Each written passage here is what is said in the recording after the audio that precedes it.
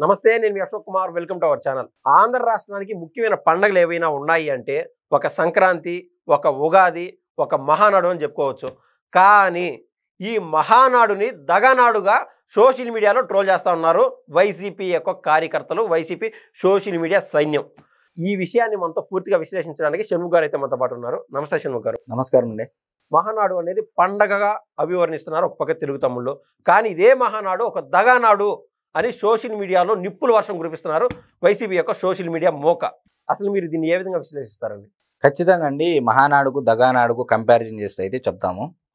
ముందుగా మహానాడు, అప్పటి మహానాడుకి ఇప్పటి మహానాడుకి తేడా ఏంటంటే, గతంలో ఒంగోలులో మహానాడు జరిగింది. ఆ రోజు జగన్మోహన్ రెడ్డి గారు అధికారంలో ఉండడం జరిగింది. ప్రతి చోట నిర్బంధించడము, అడ్డంకులు కలిగించడము, ఇబ్బందులు కలిగించడము, అందరం నథింగ్ బట్ తెలుగు తమ్ముళ్ళు ముఖ్యంగా చూశారు. మరి తెలుగుదేశం పార్టీ శ్రేణులు కానీ, తెలుగు తమ్ముళ్ళు కానీ, కార్యకర్తలు కానీ ఎక్కడ తెలుగుదేశం పార్టీ జాతీయ అధ్యక్షుడు, అధినాయకుడు అయినటువంటి చంద్రబాబు నాయుడు గారిని ఇన్స్పిరేషన్గా తీసుకొని ట్రాక్టర్లు ఎక్కువ వచ్చేవాళ్ళు, బైకుల్లో వచ్చేవాళ్ళు, నడుచుకుంటూ వచ్చేవాళ్ళు, షేర్ ఆటోల్లో వచ్చేవాళ్ళు. ఆ రోజుల్లో ప్రైవేట్ బస్సులు, ఆర్టీసీ బస్సులు ఆపేస్తే మరి తరలి వచ్చినటువంటి పరిస్థితి. ఒంగోలు రోడ్లను తెలుగు తమ్ముళ్ళు కమ్మేశారు ఆ రోజుల్లో. ఓకే. మరి నేడు మహానాడు కడప గడ్డ. ఒకప్పుడు జగన్మోహన్ రెడ్డి గారు అధికారంలో ఉన్నప్పుడు వైనాట్ 175, వైనాట్ కుప్పం. ఇప్పుడు తెలుగు తమ్ముళ్ళు వేదికగా కడప గడ్డ మీద, రాయలసీమ గడ్డ మీద జగన్మోహన్ రెడ్డి అడ్డాలో why not Kadapa, why not Pulivendula, why not Andhra Pradesh, why not అభివృద్ధి, వైనాట్ సంక్షేమం. ఓకే. ఆ తరహాలో ముందుకెళ్ళేటువంటి పరిస్థితి. మరి ఈ మహానాడుకు చాలా ప్రత్యేకత ఉందండి. తెలుగుదేశం పార్టీ ఇప్పటి వరకు 4 దశాబ్దాల పైన సుదీర్ఘ రాజకీయ చరిత్ర ఉన్నటువంటి తెలుగుదేశం పార్టీ 10 ఎలక్షన్లలో పోటీ చేసిందండి. 10 ఎలక్షన్లలో 6 ఎలక్షన్లలో గెలుపొందడం జరిగింది. ఇది ఒక చరిత్ర మొదటిగా.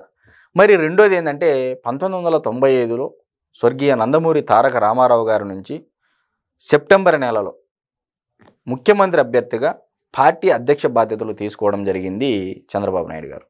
మరి నేటికి 35 సంవత్సరాలు. మరి అదే కాక నారా లోకేష్ గారు ఇప్పటికీ భారీ మెజారిటీతో గెలుపొందడం జరిగింది. రెండోసారి మంత్రిగా చేసినటువంటి ఇది. మరి మరొక వైపు కోటి సభ్యత్వాలు దాటినటువంటి ఈ మహానాడు. మరి ఒక్కసారి తెలుగుదేశం పార్టీ మహానాడు కంటే మాట్లాడడానికంటే ముందు, అక్కడ చేసేటువంటి తీర్మానాల కంటే ముందు, దేశ రాజకీయాలలో ఏ రాజకీయ పార్టీకైనా సంస్థాగత గ్రామ, సంస్థాగత మండల, సంస్థాగత రాష్ట్ర, సంస్థాగత జిల్లా, సంస్థాగత జాతీయ కమిటీలలో పదవులు ఇచ్చి, అంటే సభ్యత్వ నమోదు చేసి ట్రాన్స్పరెన్సీగా ప్రతి ఎలక్షన్కి అఫిడవిట్, అంటే ఆడిట్ చేపించి అఫిడవిట్ దాఖలు చేసిన ఏకైక పార్టీ, అతి కొద్ది రాజకీయ పార్టీల్లో ప్రప్రథమంగా నిలిచేటువంటి పార్టీ తెలుగుదేశం పార్టీ అని ఖచ్చితంగా ఘంటాపదంగా చెప్పవచ్చు. మరి ఇందాక చెప్పాను, సుదీర్ఘ రాజకీయ నాయకుడు, ఉమ్మడి ఆంధ్రప్రదేశ్కు 2 సార్లు ముఖ్యమంత్రి, ఆంధ్రప్రదేశ్కు అంటే విభజిత ఆంధ్రప్రదేశ్కు 2సారి ముఖ్యమంత్రిగా చేసేటువంటి వ్యక్తి నారా చంద్రబాబు నాయుడు గారు. ఇదొక వైపు. మరి ఆయనకు కూడా, నారా చంద్రబాబు నాయుడు గారు కూడా 75 సంవత్సరాలు నిండినటువంటి పరిస్థితి. అంటే nothing but diamond Jubilee, silver Jubilee, golden Jubilee, diamond Jubilee. ఇప్పుడు డైమండ్ జూబ్లీలోకి ఎంటర్ అయ్యారు. మరి మరొక వైపు నారా లోకేష్ గారి పైన ఒత్తిడి, శ్రేణుల ఒత్తిడి, వర్కింగ్ ప్రెసిడెంటు వద్దని ఇద్దని, బాధ్యతలు అప్పచెప్పాలని, లోకేష్ గారికి అప్పచెప్పండి, పాత నీరు పోయి కొత్త నీరు రావాలి, ఇలా చాలా కమెంట్ల మధ్య ఈ మహానాడులో కడప గడ్డ మీద స్పష్టత రానుంది. ఇప్పుడు వైనాట్ కడప తెలుగు తమ్ముళ్ళు కాన్సన్ట్రేట్ చేశారండి. ఇక్కడ తెలుగుదేశం పార్టీకి మరొక విజయం ఏంటంటే, ఇదే కడప గడ్డ పైన తెలుగు మహిళ పైన, ఒక ఎమ్మెల్యే పైన అవమానించి నిండు సభలో, ఎక్కడ కడప మేయర్ అయినటువంటి సురేష్ బాబు కనీసం ఒక ఎమ్మెల్యే, ఒక శాసనసభ్యురాలను కూడా చూడకోకుండా నిలబెట్టి, కుర్చీ కూడా వేయకోకుండా నిలబెట్టినటువంటి పరిస్థితి. మరి అదే కడప గడ్డ పైన అదే మహిళ, ఒక మహిళ తలుచుకుంటే ఏమి చేస్తుందనేది నిరూపించింది. ఇదే మేయర్ సురేష్ బాబు గారిని డిస్క్వాలిఫై చేయించిందే లేదా ఆధారాలతో. నేనేమంటున్నానంటే, ఇది మరొక విజయంగా చెప్పవచ్చు. ఈరోజు దాదాపు 19 నుంచి 20 కమిటీలు వేశారండి మహానాడుకు. ఎక్కడే కానీ ఒక్కో కమిటీలో అంత హేమాహేమీలు, నాయకులు కానీ, స్పోక్స్ పర్సన్స్ కానీ, సీనియర్ నాయకులు కానీ, మొత్తం అంతా కమిటీల్లో హేమాహేమీలను పెట్టేసి యుద్ధ ప్రాతిపదికన పనులు, ఎవరి కమిటీలు వాళ్ళ పనులు చూసుకోండి అప్పచెప్పడం. ఈ మహానాడుకి ఎంతమంది జనం హాజరయ్యే అవకాశం ఉంది? లక్షల్లో, అది ఎంత అని చెప్పలేమండి, లక్షల్లో హాజరవ్వచ్చు అనేది మనం ఖచ్చితంగా చెప్పవచ్చు. ఎందుకంటే గతంలో జగన్మోహన్ రెడ్డి గారు అధికారంలో ఉన్నప్పుడే ఒంగోలు మహానాడుకు ఇబ్బందులు పెట్టినప్పటికీ, బస్సులు లేకపోయినప్పటికీ, వసతులు కల్పించలేకపోయినప్పటికీ దాదాపు 3 లక్షలకు పైగా జనాభా వచ్చినటువంటి పరిస్థితి మనం అందరం చూసాం. ఈ సందర్భంగా మీరు వై నాట్ పులివెందులు అనే మాట కూడా తీసుకొచ్చారు. అది అంత ఈజీ అంటారా? ఈజీ అయితే కాదండి, కానీ చేయొచ్చు కదా, అవకాశం ఉంటుంది కదా. ఇప్పుడు గతంలో జగన్మోహన్ రెడ్డి గారికి ప్రత్యర్థిగా నిలవాలంటేనే జంకే పరిస్థితి. ఒకప్పుడు అది కంచుకోట, వైఎస్ కుటుంబానికి పులివెందుల నియోజకవర్గం అనేది కంచుకోట. ఇదే కడప కేంద్రంగా 1994లో రాజశేఖర రెడ్డి గారు పోటీ చేసినప్పుడు ఉమేష్ చంద్ర గారు అక్కడ ఐపీఎస్ అధికారిగా ఉన్నారు. ఆ సమయంలో ఎలక్షన్ ప్రశాంతంగా, అంటే ఎక్కడ రిగ్గింగ్ జరగకుండా జరిపించిన సందర్భంలో ఏకంగా ఎంపీ స్థానానికి 6 నుంచి 7,000 మెజారిటీతో మాత్రమే రాజశేఖర రెడ్డి గారు గెలిచడం జరిగిందండి ఆ రోజున. ఎస్, మీరు చెప్పిన దానితో పాటు ఉదాహరిస్తూ 2024 ఎలక్షన్లలో జగన్మోహన్ రెడ్డి గారికి వచ్చినటువంటి మెజారిటీ ఎంతండి? 61,000 సంథింగ్. 2019 ఎలక్షన్లో జగన్మోహన్ రెడ్డి గారికి వచ్చినటువంటి మెజారిటీ ఎంతండి? 91,000 పైన. నథింగ్ బట్ లక్ష అనుకోండి. 91,000, 92,000 అంత మెజారిటీ వచ్చింది. మరి వైఎస్ రాజశేఖర రెడ్డి గారి వారసుడు, అంగబలం, ఆర్థిక బలం, రెడ్డి సామాజిక వర్గం యొక్క కంచుకోట, 75% రెడ్డి సామాజిక వర్గం ఉన్నటువంటి నియోజకవర్గము, మరి ఎప్పటి నుంచో వైఎస్ కుటుంబానికి వీర విధేయులు, బానిసలు ఉన్నటువంటి నియోజకవర్గము, భక్తి చాటుకునేటువంటి విధేయులు ఉన్నటువంటి నియోజకవర్గము, అయినప్పటికీ జగన్మోహన్ రెడ్డి గారు అధికారంలో ఉన్నప్పటికీ 2024 ఎలక్షన్లో 30,000 మెజారిటీ తగ్గిందే లేదా? మరి ఎలా అంటే సాధ్యమా కాదా? ఈవెన్ ఎలక్షన్ తర్వాత కూడా నీటి సంఘం ఎన్నికల్లో కూడా ఇప్పుడు రీసెంట్గా ఈ మధ్య దాదాపు కొన్ని నీటి సంఘాల ఎన్నికలలో ఏకపక్షంగా తెలుగుదేశం పార్టీ వాళ్ళు గెలవడం జరిగింది. ఎలా గెలిచారండి?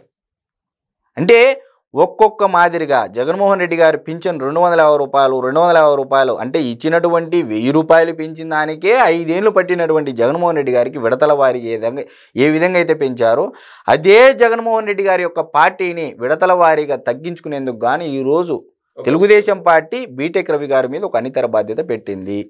ఈవెన్ ఎలక్షన్ ముందు కూడా ఎమ్మెల్సీ భూపాల్ రెడ్డి గారు గెలిచడం కూడా ఇదే పులివెందుల నియోజకవర్గంలో గ్రాడ్యుయేట్ ఎమ్మెల్సీ ఎన్నికలలో పులుగా మా వెస్ట్ పశ్చిమ రాయలసీమకు సంబంధించినటువంటి అభ్యర్థి రాంగోపాల్ రెడ్డి గారు.